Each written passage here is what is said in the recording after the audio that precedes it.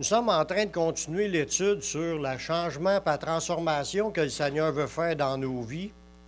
Comme vous le savez, j'espère qu'on ne l'oublie pas, Jésus veut nous amener, le Saint-Esprit veut nous amener, le Père, Dieu le Père veut nous amener à ce qu'on soit comme son Fils. Jésus est venu nous donner l'exemple, en plus d'être venu pour apporter la vérité, nous expliquer les choses, en plus d'être mort sur la croix, mais il nous a donné l'exemple, il nous a montré le chemin dans lequel on devait marcher. Les disciples du Seigneur sont appelés à devenir comme lui, à sa ressemblance. Et pour cela, parce que tout seul, ça aurait été impossible d'entreprendre cela, on était déjà perdu. On ne pouvait pas commencer à ressembler à Jésus par nous-mêmes. Il a fallu que le Seigneur nous donne son Saint-Esprit pour venir changer notre cœur. Puis là, on a demandé pardon, on a dit au Seigneur, on le veut, on veut changer, on veut devenir comme Jésus, mais ça ne se fait pas tout seul. Ce n'est pas un travail qui va se faire tout seul. Ben, Jésus ne nous a pas donné juste le Saint-Esprit, voyez-vous. Une autre chose qui est importante que Jésus nous a donnée, c'est sa parole. Parce que si on n'aurait pas la Bible, on ne saurait pas quel chemin prendre. Chacun suivrait sa propre voie. Mais gloire à Dieu, il nous a donné la Bible, la parole de Dieu, puis là-dedans, tu retrouves toutes les informations, les instructions, ses commandements, mais aussi son mode d'emploi, parce qu'il explique comment y arriver dans la Bible. Si on scrute la Bible, si on étudie, on peut sortir plein de sujets qui vont nous expliquer comment est-ce qu'un chrétien devrait se comporter, comment est-ce qu'on devrait être, c'est quoi le but à atteindre. Puis on a besoin de l'étudier, c'est pour ça qu'on est là le dimanche, puis le mercredi, puis chacun de vous aussi, vous pouvez lire la Bible chez vous dans la semaine pour apprendre à connaître la parole de Dieu. Puis Dieu nous parle, il se sert de sa parole pour nous changer. Dans la Bible, on retrouve tout ce qui est nécessaire. Il dit, les Écritures là, sont utiles pour enseigner, pour corriger, pour instruire, pour convaincre, pour qu'on arrive à être des hommes de Dieu impliqués, puis qu'on produise les œuvres que Dieu s'attend de nous. Mais dans ces instructions, des fois, on entend des messages qui nous font plaisir, des messages réjouissants, puis des fois, il y a des messages qui sont un peu moins plaisants à entendre, puis des fois, ça ne s'adresse pas du tout à nous, puis des fois, ça nous vise directement. Fait que quand le chapeau nous fait, il faut le mettre. Parce que Dieu parle. Est-ce qu'on aime ça que Dieu parle? Oui. Tantôt, on a loué le Seigneur, puis il y avait une parole. Lynn a une parole, elle a amené une parole du Seigneur. Dieu a parlé. Mais il n'a pas fini, là. Il continue à parler tout le long du message. Puis des fois, il parle dans des choses qu'on sait déjà, ça fait juste nous renouveler notre pensée pour qu'on n'oublie pas. Mais des fois, ça peut dire, ouais, là, il est en train de parler d'un sujet qui s'adresse peut-être à moi. Puis là, ce qui arrive, c'est, avons-nous un cœur honnête pour reconnaître notre état devant Dieu? Si Dieu nous parle, puis il nous montre quelque chose, puis il nous dit telle affaire dans un enseignement, admettons, est-ce qu'on est assez honnête, qu'on a un cœur assez honnête pour dire, Seigneur, tu es en train de me parler, je veux changer, je veux que tu me changes, puis m'amener à cela. C'est comme quelqu'un qui veut se faire soigner, puis le médecin il dit, prends tel médicament, puis ça va t'aider. Mais est-ce que la personne, elle s'ostine avec le médecin et dit, je n'en veux pas de ton médicament, je veux pas ta méthode, je ne crois pas à ta méthode, ou peu importe. On s'ostine avec, puis on refuse de se faire soigner. En règle générale, non. Pourquoi? Parce qu'on croit que le médecin, il connaît son affaire, puis quand il nous amène les choses, il nous dit, fais ça, fais ça, fais ça, mais on le fait. On ne s'ostine pas. Puis, souvent, mais on s'en sort. On est soigné. Mais avec Dieu, c'est la même affaire. S'il y a bien quelqu'un qui connaît l'état de l'homme, le cœur de l'homme, parce que Dieu, vous voyez, pas juste en apparence. Moi, je vous regarde, vous avez toute l'air de beaux chrétiens, fidèles à l'apparence extérieure. Vous êtes tous là, en train de servir le Seigneur, puis pour moi, à l'apparence. Mais Dieu, lui, il ne regarde pas ce qui frappe à l'œil. Il regarde au cœur, à l'intérieur. Qu'est-ce qu'on pense pendant qu'on est assis là? Qu'est-ce qu'on dit au Seigneur pendant qu'on est assis? Qu'est-ce qu'on écoute? Est-ce qu'on regarde le pasteur avec un sourire et on a deux oreilles bouchées pour ne pas entendre rien? Tu sais, c'est une manière de voir. Il y en a des gens comme ça. Ils sont là, mais ils s'astinent contre Dieu. Dieu parle, mais ça ne rentre pas. Mais Dieu, il regarde au cœur. On peut-tu faire confiance au Seigneur dans ses jugements, dans son analyse, dans sa manière de penser? Pensez-vous que Dieu sait de quoi est-ce qu'il parle? S'il y a bien un spécialiste, c'est lui. Dans Proverbe, le chapitre 16, le verset 2, ça dit « Toutes les voies de l'homme sont pures à ses yeux. Mais celui qui pèse les esprits, c'est l'Éternel. » Toutes les voies de l'homme sont pures à ses yeux. Tu vas demander à n'importe qui, il va toujours penser qu'il a raison de faire ce qu'il fait, même si c'est du mal. Même quand quelqu'un se revanche, il pense qu'il a raison. Il pense que c'est correct de se revenger parce qu'il s'est fait faire du mal, puis c'est normal d'y remettre. Tout le monde pense que sa manière d'être est correcte. Mais celui qui pèse les cœurs, c'est Dieu. Puis lui, s'il met le doigt sur nos problèmes, on n'a pas le choix, il faut les avouer, parce qu'il sait de quoi est-ce qu'il parle. C'est le spécialiste. Il y a plusieurs passages dans la parole qui nous parlent du sujet qu'on va regarder aujourd'hui. Puis, je ne vise pas personne, je me regarde, parce que quand c'est arrivé que Jésus était avec ses 11 disciples, il était à 11 ou les 12, Jésus a dit, « L'un de vous me livrera. » Là, le monde a commencé à regarder. Là. Qu'est-ce qui s'est passé, vous pensez, dans la pensée de tout le monde? Le monde regarde, c'est-tu lui qui va faire ça? C'est-tu lui? C'est-tu lui? Il regarde les autres? Non, c'est pas ça que ça dit dans le texte. Ils ont dit, « Est-ce moi, Seigneur? » Parce qu'ils savaient que Jésus... Les disciples savaient que Jésus savait les choses. Ils connaissaient c'était qui. Puis les gens n'ont pas regardé les autres. Ils ont tous eu peur que ce soit eux autres à qui cette parole-là s'adressait. Ils se sont examinés eux-mêmes pour voir si c'était d'eux autres que ça parle. Fait que quand on entend des vérités de la parole, il ne va pas regarder « Ah oui, ça c'est bon pour lui. » Non, c'est pas... Dieu ne parle pas pour les autres, Dieu parle pour nous-mêmes. Il faut être franc puis avouer, Seigneur, c'est vrai que je suis un peu comme ça, ou beaucoup comme ça, si ça nous parle. Si ça ne nous parle pas, qu'on ne se sent pas visé, il n'y a pas de problème, mais on le prend comme information. Le sujet qu'on va voir aujourd'hui, parce qu'on est en train d'examiner les cœurs, les différents types de cœurs. On a vu déjà les cœurs, les cœurs qui s'égarent, les cœurs qui sont... qui courent deux chemins en même temps. Ça, c'est les cœurs partagés. Aujourd'hui, le cœur qu'on va regarder, selon ce qui est révélé dans la parole, la Bible en parle, c'est les cœurs paresseux. Il y a plusieurs versets dans la Bible qui parlent du paresseux. Mais, comme je vous dis, là, je ne vise pas personne, et je ne veux pas que personne regarde les autres. Il faut juste regarder si ça s'adresse à moi. C'est ça qui est le point. Qu'on se pose la question. Dans Proverbe 6,6, ça nous dit « Va vers la fourmi, paresseux. Considère ses voies, puis deviens sage. » Dans ce passage-là, le Seigneur veut qu'on considère nos voies. Parce que là, il veut qu'on se compare à une fourmi. Il dit, regarde la fourmi, considère ses voies. Regarde comment est-ce qu'elle marche. Là, il veut que nous aussi, on regarde comment est-ce qu'on marche. Pour se comparer, je suis aussi vaillant qu'une fourmi. Je suis travaillant, je suis en train de me préparer pour l'hiver. Puis tu es où, les fourmis? Tu les regardes aller, ils courent d'un bord puis de l'autre. Hein? Quand ils sortent, là ils courent d'un bord puis de l'autre, puis ils ramassent des morceaux qui transportent, là, des morceaux. Des fois, c'est des gros morceaux qui sont... je pense que ça peut porter jusqu'à 7 fois sa pesanteur à une fourmi.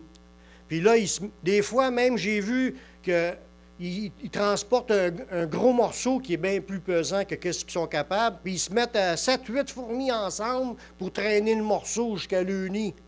C'est travaillant. C'est travaillant, c'est extraordinaire de voir comment est-ce qu'ils travaillent ensemble. Puis là, il nous dit dans ce passage-là, va vers la fourmi, paresseux. Considère ses voies, puis deviens sage. Dieu, il veut qu'on analyse ce qu'il y a autour pour se considérer. Il veut qu'on devienne sage. Il veut qu'on comprenne comment ça marche. Il veut qu'on regarde ceux qui sont travaillants. C'est ça qui est le passage. Considère ceux qui travaillent fort, les fourmis, puis deviens sage. Apprends des fourmis. Alors, regarde comment est-ce qu'ils travaillent. Quand on parle de paresseux, parce que là, dans ce verset-là, là, on parle du sujet qu'on veut aborder, va vers la fourmi, paresseux. Quelqu'un qui est paresseux, c'est quelqu'un qui traîne de la patte, qui est lent, qui est mou, qui n'a pas de ferveur, puis il n'a pas de passion. Il n'est pas passionné pour rien, il n'a pas d'énergie dans ce qu'il fait. Il se traîne les pattes. Là. Moi, c'est déjà arrivé quand je travaillais à sa construction en électricité, puis on transportait des bundles de tuyaux, là. Mais j'étais avec un gars qui portait son bout, puis moi, je portais le mien. Mais ce gars-là, c'est un jeune, puis il était placé par le syndicat, puis il n'était pas travaillant du tout, paresseux au bout. C'est pas des farces, qu'est-ce que je vous dis là. Je transportais mon bundle, mais en plus, je traînais le gars. Je tirais pour avancer, parce que le gars, il marchait là, bien tranquillement. Il voulait étirer le temps. Ça lui prenait du temps à faire tout ce qu'il avait à faire. Fait que quand je transportais le bundle de tuyaux, je tirais sur le gars pour je le faisais avancer plus vite. Mais ça, là, ça existe des gens comme ça, que tu es obligé de traîner tout le temps parce qu'ils n'ont pas de ferveur, puis d'intérêt, puis le goût de s'y mettre, puis de mettre de l'énergie, puis de faire ce qui a à être fait, comme les fourmis. Puis ça, c'est des gens paresseux. Puis il y en a comme ça. Dieu veut nous parler là-dessus, puis il veut qu'on... Il y a des affaires drôles dans ces exemples-là, puis en même temps, c'est triste parce que quand tu penses que Dieu a déjà jugé ces situations-là, il a déjà parlé là-dessus, puis il veut qu'on prenne conscience avec ces exemples-là, comme si on considérait la fourmi, puis qu'on devienne sage en tirant des instructions. Mais quand on parle de personnes paresseuses, on ne regarde pas nécessairement en parlant des personnes malades puis qui ne sont pas capables parce qu'ils sont malades ou que ceux qui sont très vieux, qu'on ne peut pas leur demander de fournir puis de transporter du tuyau, la même chose qu'un autre, un jeune qui est en pleine santé. C'est sûr, c'est toujours relatif. C'est sûr qu'en vieillissant, on en fait moins. Puis je ne veux pas que le monde se sente jugé, mais l'idée, c'est... Est-ce qu'on est paresseux devant Dieu? Ça serait peut-être la question qu'il faut se poser pour ceux qui sont capables. Mais c'est plus pour viser ceux qui ne s'impliquent pas dans le service du Seigneur. Parce que le Seigneur, quand il parle de ça, c'est qu'il va entraîner toutes ses brebis à être des serviteurs qui produisent ce que Dieu s'attend de nous. On a tout un appel de Dieu différent. Des fois, c'est la même affaire sur des sujets. Puis on a à travailler pour mettre nos dons, nos talents au service du Seigneur. Mais est-ce qu'on est des paresseux à ses yeux? Parce qu'on va le voir dans un verset, Dieu, il regarde puis il analyse. On l'a vu, c'est lui qui pèse les cœurs. Puis il sait si on est capable, si on refuse, si on n'est pas disponible, si on ne veut pas le faire, si on n'a pas de motivation ou si on pense juste pour qu'est-ce que ça nous rapporte, plutôt que de le faire librement puis de servir le Seigneur avec joie. Là, il y a d'autres sentences qui ont été dites dans les proverbes puis dans les psaumes. Le paresseux, lui, il aime à rester couché. Il n'aime pas se lever pour aller travailler. Ça, on voit ça dans Proverbes chapitre 6, le verset 9. Ça nous dit, « Paresseux, jusqu'à quand seras-tu couché? Quand te lèveras-tu de ton sommeil? » Voyez-vous, c'est Dieu, là, c'est comique, puis c'est pas comique. Parce que, oui, c'est drôle qu'on peut faire de la grosse matinée une fois de temps en temps, rien là, quand on est une personne travaillant, mais ils ont des moments qu'on est fatigué. C'est correct. On fait ce qu'on a à faire, puis on est fatigué. Mais pour quelqu'un qui ne veut pas travailler, il ne veut pas se lever pour aller travailler, mais Dieu appelle ça paresseux. Il ne faut pas se gêner d'appeler les choses par leur nom. Aujourd'hui, dans la société, les gens veulent, c'est des filles, puis ils ne veulent pas se faire dire qu'ils sont des filles, ou sont des gars, ils ne veulent pas se faire dire qu'ils sont des gars. On ne veut plus genrer les personnes. Ils veulent dégenrer, parce qu'il y a du monde qui sont filles, puis aimeraient dire qu'ils sont des gars. Ou le contraire. Ils veulent se faire transformer. Mais si tu es un gars, tu es un gars. Si tu es une fille, tu es une fille. Si tu es un paresseux, tu es paresseux. Même si tu n'aimes pas l'entendre, tu l'es. Pas moins que l'inventer, c'est Dieu qui le dit. Il y a des gens qui sont appelés paresseux. Il y en a d'autres, des paresseux. Ils trouvent toutes sortes d'excuses pour ne pas s'impliquer. Ça, on voit ça dans Proverbe 22, le verset 13. Il dit, le paresseux dit, il y a un lion dehors, puis je serai tué dans les rues. Fait que le gars qui est paresseux, lui, il se donne des excuses pour ne pas y aller travailler. Il dit, il y a un lion dehors, c'est dangereux, je vais me faire tuer. Il n'a même pas de lion. Des fois, on se fait des peurs avec rien. On n'a pas de raison de penser qu'il va... Oui, il y en a qui s'en donnent comme des excuses, mais c'est pas valable. Tout le monde est dehors cette journée-là, puis tout le monde est en train de travailler, puis il n'y a pas personne qui se fait dévorer par un lion. On ne pourra pas l'apprendre ici au Québec, cet exemple-là, parce que les lions sont très rares. Mais il y a peut-être des chiens dehors ou des chats ou des souris. Mais là, l'idée, c'est, voyez-vous l'idée qu'un paresseux se trouve toutes sortes d'excuses pour ne pas y aller.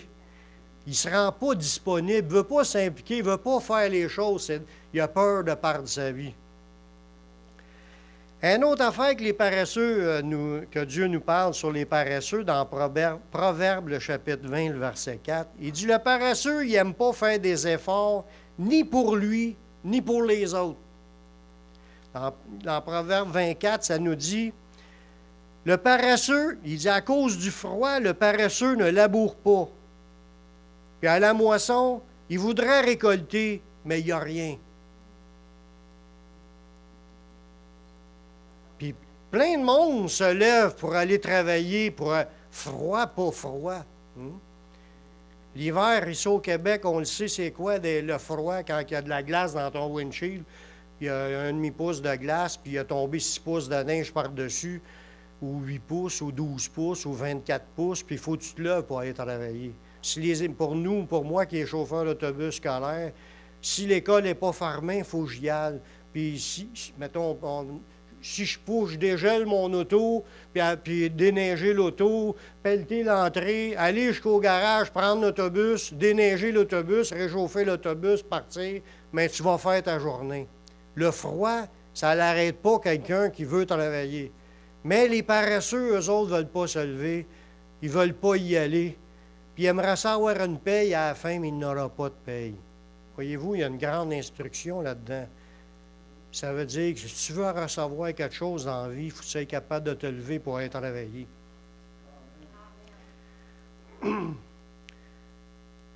Une autre affaire qu'on voit sur les paresseux, c'est que les désirs et les rêves du paresseux, parce que même le paresseux il désirerait avoir des affaires. Le paresseux, il rêve, lui aussi, il aimerait ça, peut-être, lui aussi, aller dans le sud une semaine ou faire des choses. Il aimerait ça, mais il ne peut pas. Il dit, ses rêves, puis ses buts, puis ses choses qu'il aimerait, là, hein, mais ça l'embête, puis il n'arrive jamais à terme. Il ne peut jamais atteindre ses buts. Pourquoi? Parce qu'il ne met pas l'effort pour entreprendre ce qu'il faut pour y arriver. Puis même dans le verset que je vais vous lire, ça le dit encore plus strict. Dans Proverbe 21, 25, ça dit « Les désirs du paresseux le tuent. » Ça veut dire que le paresseux, il aimera ça, mais vu qu'il ne se lève pas pour le faire, ça le tue. Tu sais, ça le décourage, ça le jette à terre, il n'est pas capable d'atteindre ses buts parce qu'il est paresseux. Parce que ses mains refusent de travailler. Voyez-vous, là, les petites caractéristiques. Pensez-vous que Dieu nous a parlé de ces choses-là juste parce qu'il voulait qu'on rigole un peu en les écoutant? Moi, je pense que Dieu veut qu'on tire instruction, comme le verset le premier qu'on a vu. Et il dit, regarde la fourmi. Puis là, il dit, considère ses voies, puis deviens sage. Dieu veut qu'on tire des instructions de tous ces psaumes, de ces proverbes, ces petites paroles-là qui sont dites, qui sont des paroles sages qui viennent de Dieu. Dieu veut nous enseigner à être vaillants. La Bible dit, elle nous exhorte à être remplis de zèle pour le service du Seigneur. Remplis de zèle. Parce que, voyez-vous, on le voit dans Romains 12, 11, ayez du zèle et non de la paresse. Soyez fervents d'esprit. Servez le Seigneur. Voyez-vous, la Bible, elle nous enseigne sur le zèle. Savez-vous, c'est quoi du zèle? Mais c'est le contraire de la paresse. Quelqu'un qui est paresseux ne veut pas bouger, mais quelqu'un qui est zélé, lui, il est empressé, il est passionné, il a le goût de faire les choses, il veut que ça avance, il veut que les choses changent. Il y a de l'empressement, il s'empresse, il y a une hâte, il n'y a pas de paresse, il fait les choses vivement, puis il met des efforts pour y arriver. Puis la Bible nous dit, ayez du zèle.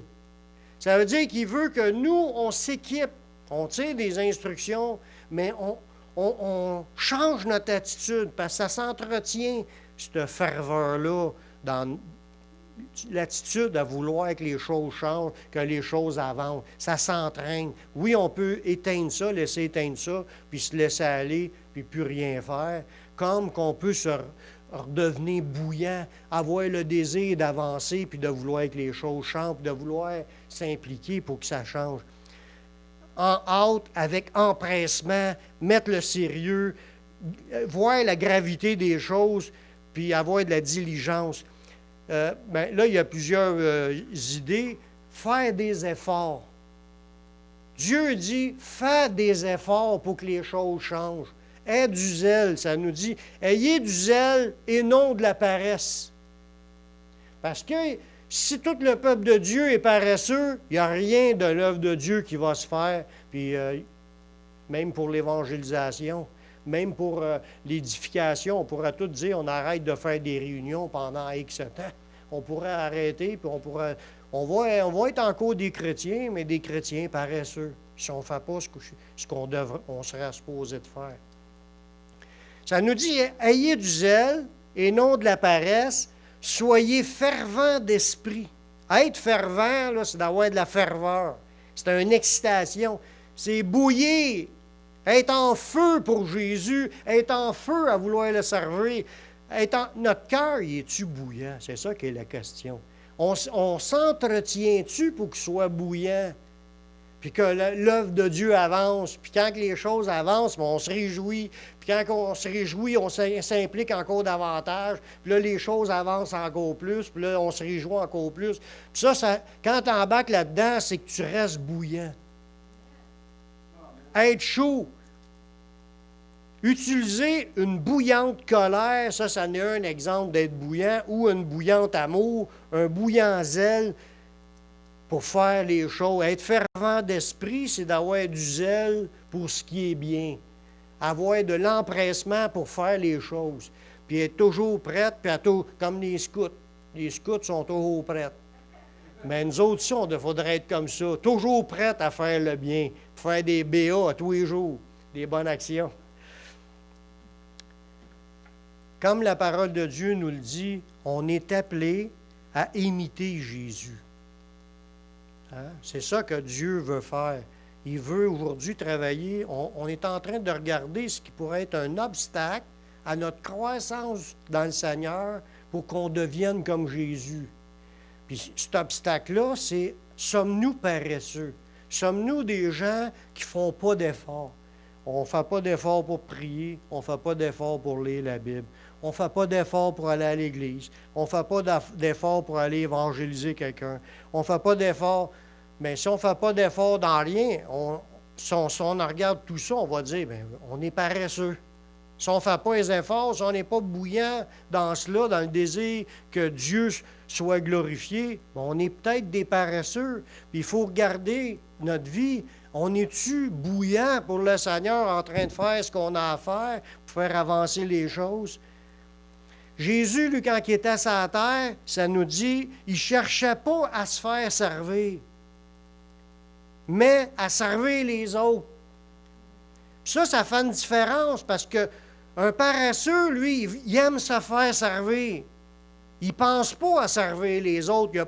Ça ne tente pas de faire un effort de se lever puis servir les autres. Puis, je dis, c'est sûr qu'on ne peut pas être toute la gang dans la cuisine en même temps, là, en train de laver la vaisselle, là, puis toute la gang là. Non, on ne peut pas. Là. C'est sûr qu'il y en a qui y vont plus souvent, mais tout le monde pourra laver la vaisselle de temps en temps. Tout le monde pourra s'impliquer d'une façon ou d'une autre dans les différentes choses. Tout le monde, en réalité, faudra trouver une place où ce qu'on sert le Seigneur. C'est ça qu'il faut en arriver. Pour qu'on a reçu des dons, on a reçu des capacités, on est tous capables de faire quelque chose. Puis Jésus, hein, c'est notre modèle, lui, il dit qu'il n'est pas venu ici pour être servi. Les disciples n'étaient pas là pour le servir puis l'élever. Il est venu, lui, pour servir les autres puis donner sa vie en rançon de plusieurs. Quel exemple que je pourrais tirer en considérant la vie de Jésus pour voir comment est-ce que lui, quand il était le temps de faire son ministère, là, il était partout pour aller évangéliser tout le monde, prier pour les gens, prendre autorité, puis de chasser les démons, puis de guérir les malades, puis prêcher la bonne nouvelle. Puis il était dans ses réunions, quand on le voit, qu'il était dans la synagogue, puis il prêchait la parole, puis il enseignait. Puis il était en action. Il servait les gens en se donnant à fond dans ce qu'il avait à faire, jusqu'à même laver les pieds de ses disciples.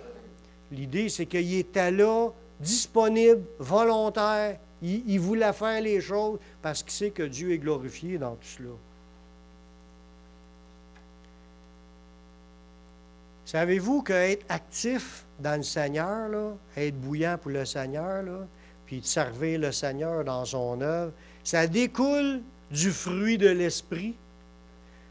C'est parce que tu as le fruit de l'Esprit que tu as le goût de servir.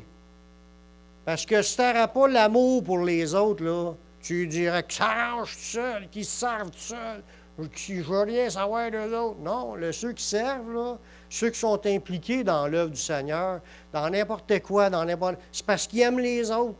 C'est Dieu qui amène les gens à aimer les autres, puis à être au-devant, puis à essayer de leur rendre ça plus facile, puis que les gens soient heureux, puis que le monde parte de là avec un sourire.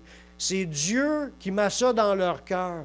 Dans Galates 5,13, ça dit « Mais rendez-vous par la charité, serviteurs les uns des autres. » Ça veut dire, moi, j'ai à me rendre par la charité. La charité, là, c'est l'amour, produit par le Saint-Esprit. C'est le fruit de l'Esprit. Fait que rendez-vous par l'amour que le Seigneur m'envoie, serviteurs des uns des autres. Ça veut dire, je vais servir le Seigneur parce que je les aime, parce que je suis animé de l'amour, du fruit de l'Esprit, qui est l'amour. Je suis animé de cela, puis là, je veux le montrer que je suis animé de cela en servant les autres.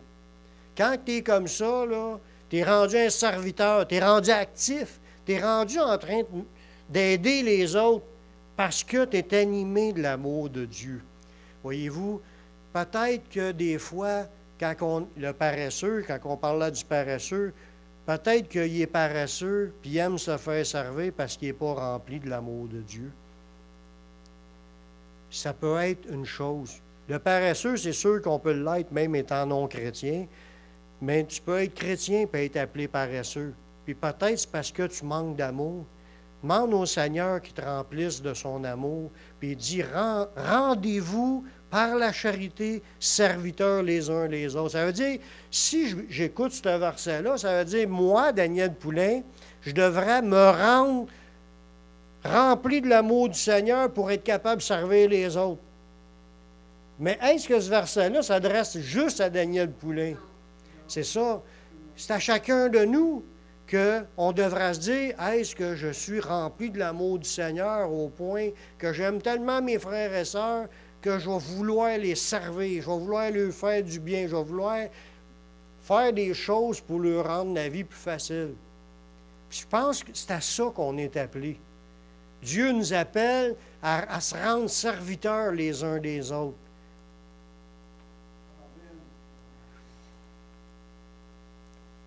L'autre verset que je vais vous lire, il fait mal. Je ne dis pas ça qu'on est rendu à ce point-là, parce que la paresse, il y a différents niveaux de paresse. Puis je ne veux pas dire qu'il y a du monde paresseux ici, mais Jésus a parlé d'un personnage qui était paresseux, puis il l'a appelé paresseux, puis ça n'a pas été drôle pour lui, ce gars-là. Dans Matthieu 25, à partir du verset 24. Puis je crois que si Dieu, il met ça là, ce passage-là, c'est parce qu'il veut qu'on voit cela, puis on considère cela, puis qu'on s'arrange pour ne pas être comme ça. Parce que si on est comme ça, ça ne peut pas s'attendre à voir autre chose que qu'est-ce que lui a eu. Ça nous parle, on la connaît, parce que je les prends souvent, ce parabole-là. C'est la parabole des 3 serviteurs. Celui qui avait reçu 5 talents, celui qui n'avait reçu 2, puis l'autre n'avait reçu 1. Il y en a qui sont mis au service des autres. Celui qui n'avait reçu 5, il a mis au service son talent, puis ça s'est multiplié, ses capacités, puis il était rendu à 10 à la fin de sa vie. Celui qui n'avait reçu 2, il a mis ça au service des autres, puis ça l'a multiplié, il était rendu à 4 à la fin de sa vie. Puis là, on parle de celui qui n'avait reçu 1, que lui, il a enterré son talent. Il ne l'a pas fait fructifier. On va aller lire ce passage-là. Celui qui avait reçu qu'un talent, il s'approcha ensuite, puis il dit, « Seigneur, je savais que tu es un homme dur, qui moissonne où ce que tu n'as pas semé, tu amasses où ce que tu n'as pas vanné. J'ai eu peur. » Lui, il voyait un lion dehors. « J'ai eu peur, je t'ai allé cacher ton talent dans la terre. Voici, prends ce qui est à toi. » Mais son maître lui répondit, « Seigneur, non, pas Seigneur, serviteur, méchant et paresseux. » Il se fait traiter de paresseux parce qu'il n'a pas mis son talent au service pour le faire multiplier. « Tu savais que je moissonne où je n'ai pas semé, que j'amasse que je n'ai pas vanné. Il te fallait donc remettre mon argent au banquier, puis à mon retour, j'aurais retiré de ce qui est à moi avec un intérêt. » Voyez-vous, comme que je disais tantôt, le problème de ce personnage-là, c'est qu'il a reçu du Seigneur, il était un serviteur du Seigneur. Mais ça nous dit qu'il y a eu des comptes à rendre à la fin de sa vie. Des fois, je ne dis pas ça je ne vise pas personne, mais est-ce qu'on analyse notre vie de façon à savoir qu'on va avoir des comptes à rendre à la fin de notre vie? Chacun de nous, on va avoir des comptes à rendre. On va être analysé par le Seigneur. On va être appelé soit comme les autres, bon et fidèle serviteur, tu as été fidèle en peu de choses, on va te confier beaucoup, ou appelé comme une personne qui est paresseuse, puis il se fait traiter de paresseux, puis il y a eu des conséquences de le fait d'être paresseux.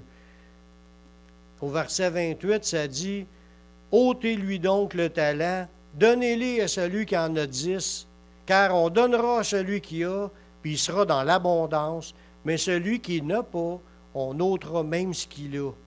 Puis le serviteur inutile, jetez-le dans les ténèbres du dehors, où il y aura des pleurs et des grincements dedans. » Aïe, aïe.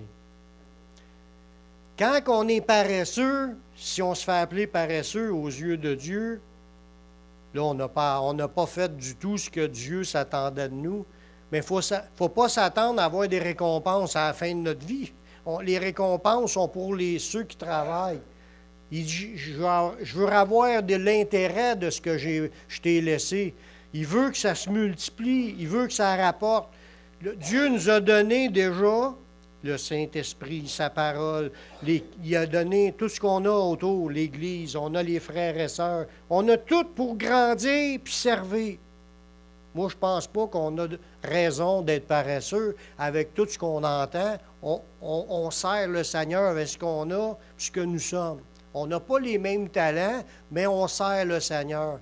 Mais pour quelqu'un qui refuse d'être là, qui refuse de mettre au service des autres, il ne veut pas vivre dans la charité pour être au service des frères et sœurs. Il veut vivre sa vie à l'écart, il enterre son talent. Mais il va se faire enlever ce qu'il a reçu du Seigneur, puis il va se faire jeter dehors, ce qui va avoir des pleurs, des grincements de dents. C'est pour ça que quand on parle du Seigneur à quelqu'un, puis quelqu'un il accepte Jésus, il reçoit tout pour mener une vie qui porte du fruit pour Dieu. Mais Dieu veut que cette personne-là reste connectée avec l'Église, puis qu'elle puisse porter du fruit, mettre au service des autres ses capacités, ses talents, même si elle en avait juste un, ça l'aurait mis au service des autres. Elle fait partie de la gang, puis elle va avoir ses récompenses, puis le Seigneur va être content, il va être heureux à la fin. Mais il faut le faire.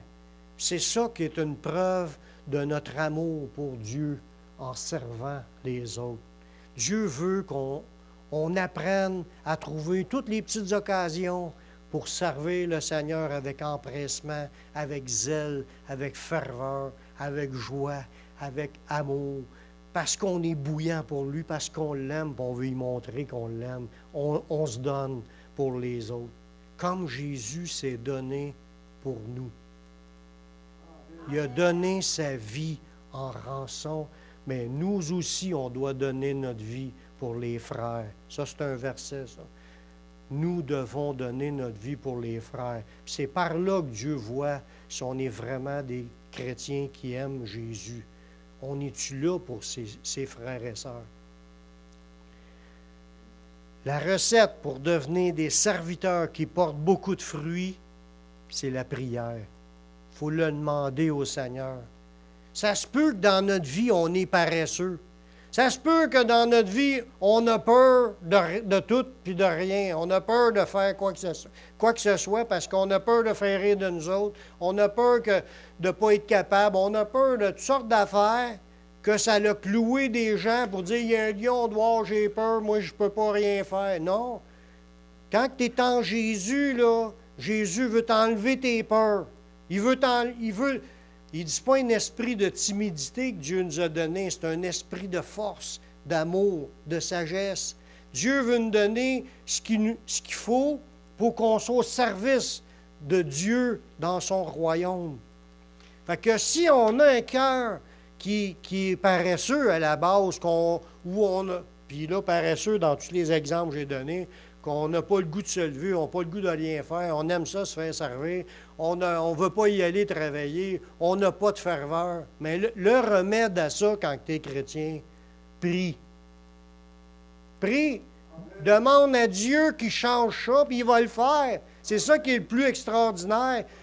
Peu importe l'état, ce qu'on était avant de venir au Seigneur, quand tu es en Jésus, tu as la possibilité d'être changé complètement. Pas parce que tu vas être meilleur toi-même, par toi-même, non. C'est lui qui va faire ce qui a à être fait, ce qui a besoin d'être fait pour que tu y arrives. Tu as juste besoin d'y dire que tu es paresseux, puis demander pardon, puis demander de te rendre zélé, puis il va le faire. Il va changer ta vie. C'est ça qui est le secret. Dans Colossiens, chapitre 1, verset 9.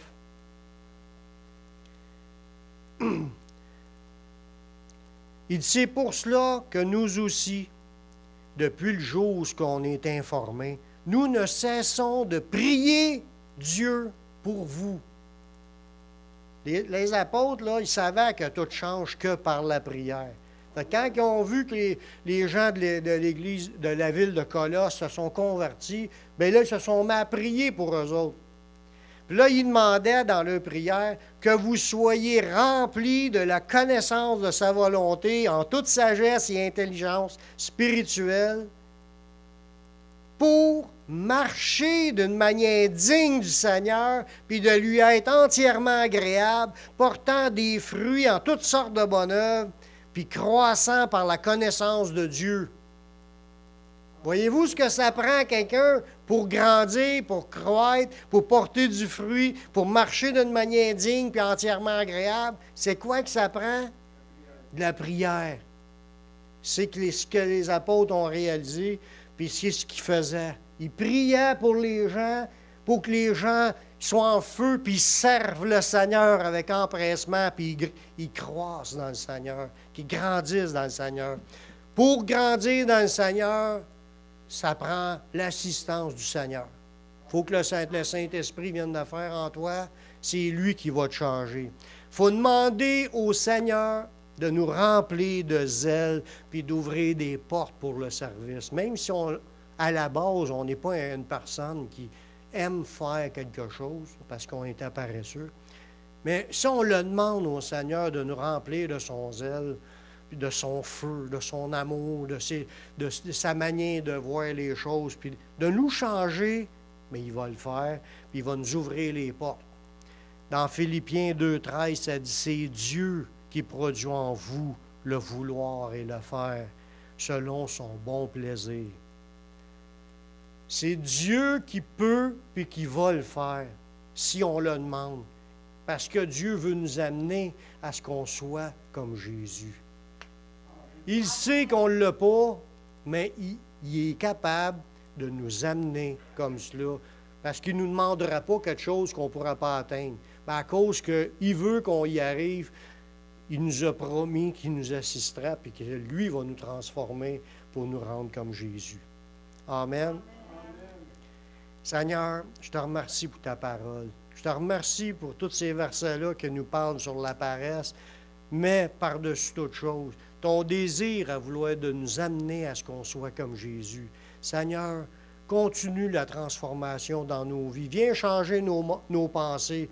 Enlève les peurs, enlève les craintes, enlève les doutes, enlève tout ce qui n'est pas de toi, puis remplis-nous de ton feu. Qu'on soit dans une ferveur, être bouillant pour toi, qu'on soit rempli d'amour pour tes frères et sœurs, qu'on puisse te servir à travers les frères et sœurs, puis le faire avec joie. Seigneur, merci de ce que tu vas faire dans nos vies. Merci, on te rend grâce dans le nom de Jésus. Amen.